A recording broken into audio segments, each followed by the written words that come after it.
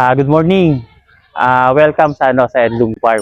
Ito, pasok tayo sa farm. Ito sir, papasok tayo sa farm. Hoarding area namin. So ang kasya dito sir, nasa nasa 500 lang. Wow. Yung hoarding namin. Naglagay kami ng mga halaman. Ito, makikita nyo mga halaman. So pwede nyo gayahin sa inyong farm. Ito, ayan. Lagay kami halaman. Tapos to, may mga orchids dito. Yan, may bulaklak na. Oh. Bukod sa manukan, naglagay tayo ng halaman pampabuhay ng Ayan. Oh. Para matuwa yung ating mga misis. Oo, 'di ba? Hindi manok lang. Hindi puro manok lang. So yung halaman ito, yung gasibo namin tambayan. Oo. So yan. Ito siya. Ito tambayan namin. Oo. Pagka umaga, dito kami nag-aagahan ng misis ko. Tapos after namin maghagahan, yan. Pagka kanya-kanya na kami ng lakad. Ayaw sir, doon sa Oo. Hoarding. Ito sir, bahay. Ito sa bahay, tama. Ito bahay sir ng anak ko. Diretso tayo papuntang hoarding. Sa bahay na anak ko. Mukhang papalagay pa kayo ng pispan dito sir. Koi pan, problema sir, nabasag yung salamin. Hindi ko lang alam kung bakit nabasag. So may puno din kami ng dates. Ayan oh. May bunga na. Ayan sir oh. May bunga na ng dates. Ito. Yan, hinog na to. Pwede nyo na siyang kainin. Ayan. Ano yan sir? Bunga yun sir ng dates. Hinog na. Oo, pwede nyo kainin mamaya. Hinog na yun. Hinog na sir, yung kulay maitim-itim na yun. Tignan nyo sir. Ayan. Masarap yan. Tignan nyo. Saudi lang kasi sikat to. Oo. Ayan sir oh. Ito, nalaglag na yung bunga. Oh. Yan yung parang diretsong ko na siya. Hindi na siya ng yung pinapasalubong sa atin galing Saudi. Ayun, kita ka dito. Sir, lasa yan. Tingnan mamaya, kumuha uli kayo ha. Oo, tingnan nyo. Pupunta muna tayo sa bahay. Saglit lang tayo sa bahay, tapos diretso tayo sa banuhay. So dati, ito sir, yung pinaka, daanan. Oo. Ayan. Dito dumadaan dati yung mga pumapasyal sa manukan. So ito, bahay namin. Oo. Ito, tambayan namin. Ayan. Ito siya, simple lang, parang buhay sa sa bukid. Ayan. Oo. May swimming pool kaso walang tubig. Kalilinis lang. Nilalagyan ng pag tag-ulan sir, nagkakalumot. So ayan, inalis muna namin tubig, nilinis muna namin. Hindi na kayo sir. Gagastos na mga Ay, hindi na. Sir, Oo. Sa Yan. staycation na kayo. So ito sir, yan. Kami lang dalawang misis nandito sa bahay. Oo. So papunta yan dun sa may kalsada. Ito yung sir, dati puntahan na natin. Andito na rin lang tayo. So lahat yan may halaman. Diba? Nilagyan natin ng halaman. Ito, may kawayan, no? Diba, kita nyo? Bakod na kawayan. Naging bakod na, sir. Oo. Nakatipid sa bakod. Ayan, sir, yung So, ito, pupuntang kalsada naman to. Ito naman yung matandang bahay na wala nang gumagamit. Yan, kalsada na yan. Oo, sir. Oo. So, kalsada yan, sir, dito. Oo. So, ito matandang bahay namin. Ayan. Ganyan siya. Tapos to, mga halaman. Oo, matandang bahay na wala nang nakatira, sir, ngayon. So, ayan. So, siya, puro halaman pa rin, no? Diba? Nakikita nyo. Halaman. Oo. So, dito kami nag-aagahan. Ito, kusina. Oo, kusina namin. Kaya na sir. Ito, naglagay nga kami dito yung pader. Nyo. Meron siyang yung pinaka niya. Ginagapangan. Yan, tinanim namin yan. Para may ito nakadikit na siya. Oo. So ito, sir, ito na yung cording kaso nga lang walang naka-cord. cording. Oh, nabensar yung mga manok. Ayan. Halos na, naubos na. Pero, ang kasya dito, nasa ano lang to, nasa 500 plus. Ayan. Oho. Kung magpagawa ng ganyang hapunan, tututukan nyo lang. Oo, tututukan nyo. Sir, para malakas din yung bagwis nila. Habang gumugulang, lumalaki. Exercise na rin sila. So, hindi mo na kailangan ng flying pen. Ayan. Meron na tayong, hindi na kayo mahirapan kukuha sa cord, tapos lalagay sa flying. Hindi na. Ito, dire-diretso na. Full purpose na pala yun. Yes, sir. Yes, sir. Sabihin, pagka naibitaw ka mga ito, talagang parang nakatrated na, sir. Oo, sir. Lalo na pag nagtagal dyan. Nakatraining na. Oo, sir. Mga 3, 4 na buwan, 5 buwan. Ano yan? Malalakas na yung kanilang Ano nangyari sa hipo nila, sir? Alagaan nyo lang sila ng... Isang buwan, sir. Oo, sir. Ay, sir, Bali. pala namin, ano yung mga signature line nyo dito? Sir, halos lahat yan eh. Wala akong piliin. Kasi, Kelso, yung mga bulik namin, yung puti. Okay din yung mga puti. Tapos, itong mga gray at black. Yan, 6 lang na kulop. Kami na nag-develop. Mga Sue Wilson. Pero, binigyan namin. Oo, sir. Oo. Ayan, kami na nag-develop ng mga linyada. So, itong ruweda namin. Ayan. So, hindi pa siya masyadong tapos. Ito, may aso kami.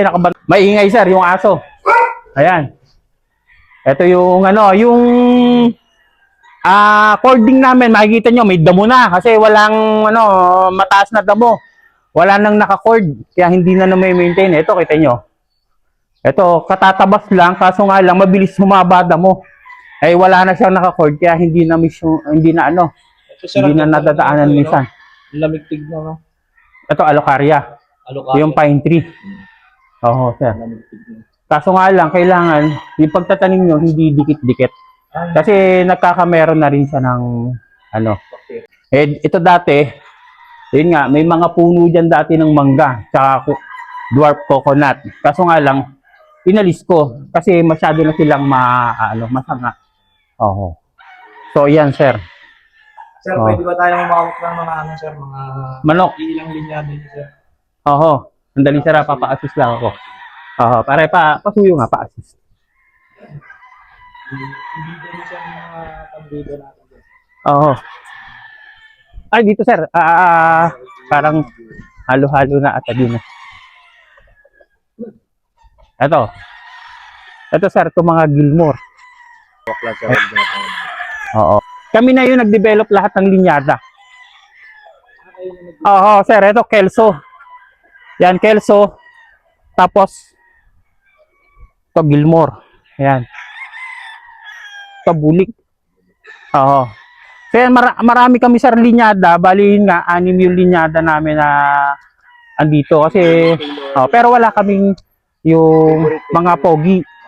Oo. Hindi kasi kami masyadong mahilig sa mga pogi. Kasi, ang kailangan dun talaga. Sa ruweda, oo. Kahit na hindi pogi, basta kailangan. Oo. So, yun sir. Yun lang ang hindi namin nahiligan. Yung mga pogi. Mga poging-pogi. Oo. So, yan sir. Kasi pag mga personal talaga, balik sir. Hindi sir, ito pang namin. Oo. Walang pili-pili sir. Walang pili sir. Kung halimbawa, so dala-dala na nila yan. Pauwi, hindi na kami tumututol. Kung ano magustuhan. Yun na yung Tsaka hindi kami nagtatago ng manok. So, kung ano yung pambilin, kung ano yung magustuhan nila at madampot nila, yun na yun. Na walang tago. Yes, sir, yan. Ano ba yung mga preferred mo, sir? Sir, sa selection, halimbawa, kailangan, sir, siyempre, magbibitaw kayo ng manok. Oo. Ngayon, kung alin yung pumaparding, so yun ang pipiliin nyo, yun ang candidate. Oo. Tapos ihahanda nyo siya. Ngayon sa paghahanda, Halimbawa, malapit kung sino yung magaling sila. 50 yung napili ninyo. Tapos pipili kayo kung 6 tag man yan, pipili kayo doon sa 50 kung sino yung pinakamagaling. Yun sir yung ipapasok natin. So walang kulay. Wala tayong paborito, walang bulik, walang ganyan, walang paborito na Gilmore or ano. Sino nagpe-perform? Kung sino yung Oo. Yun, sir. Advantage pala sir ang ano. Ang alin sir? Aming may susunod. Oo sir. Lalo na yung malalaking farm. Kasi salang-salaan nila yung mga manok nila. Kaya Oo, pagka halimbawa ano lang yung manok natin, limitado lang o konti lang, argabiyado tayo sa kung 6 tag man yan, 5 lang yung po kayo ng isa. Oo, so bitin. parang sa akin yung ano, 5 stag. Oo. Isa hindi po. Ay makuha, mahirap yun sir. Nangyari sir, 4 points. Tapos Oo. yung alanganin, yun pa yung ano.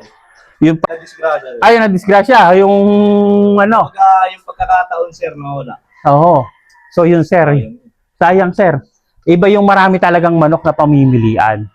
Oo. So ahead yun ng isang buwan sa early bird. So mga 10 months sila. Pero yung early bird 9 months. Pero konti na sir, kita nyo naman. So may mga pasunod kami doon. Mga ano lang yun, ang edad lang nila 49 days. Oo, sa ngayong araw na to. Pero itong sir, mga pure, mga nag-out din kayo sir, pure, mga pinahin, mga lalaki. Ang ganador namin sir, yung brood stag namin, pag minsan pag ready to breed na, yung Tapos yung babae sir. yung babae namin sir, kumporme.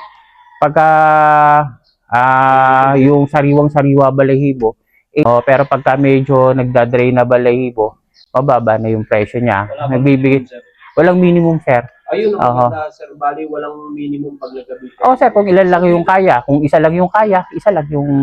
So, hindi na tayo umaano ng limang manok minimum, yung budget. Nakakaya din naman sa mga bumibili. So, dito So, yun. sir, pwede walk-in dito sir. Pwede sir. Lagi namang may tao dito, kahit na anong araw. Basta sir, bukas yung farm ng alas 6 ng umaga. Tapos ang sarado niya pag madilim na yung gabi, mga 5:30 ng hapon. Kasi pag alas 6 na ng gabi, medyo dumidilim na, hindi na natin mabibitaw yung mga manok. Pero yung available sir, konti na lang, nasa 200 na lang yung manok natin na nakatali. Early bird din sir. Early bird saka yung hindi banded sir. Sa ngayon, ngayong off-season natin sir, ayun sir, mga yun, parang September born, yung hindi banded. Yung early bird naman, mga November born, yung natitira dyan. Konti na lang. Sa mga sir, sa mga gustong mag-acquire sir na para maka-inquire sila sir. Flex nyo naman sir yung yung mga account mo sir. Ang Facebook namin, Messenger, EdlungGF. So may badge yan, yung may check ng ayun. Ayun sir. Baka mamaya ma-scam. Ang daming scammer ngayon. So ingat-ingat kayo. Pero yung number namin 0977-811-1199. So tawag lang kayo sa amin. Yung personal kong number yon. Yung sa tao ko naman 0966-277-1536. So yun yung sa number ng tao ko. Sa page sir, page sa Facebook sir. Ang page namin sir, inano ni Facebook, tinanggal. So yun, kami nagpalit ngayon ng yun nga, yung EdlungGF na lang yung Facebook namin. Lalagay na lang natin sa sa Facebook. Sir. So inalis siya. Yun, bago na yung namin, pero pa 2 taon na rin naman. Ayun sir.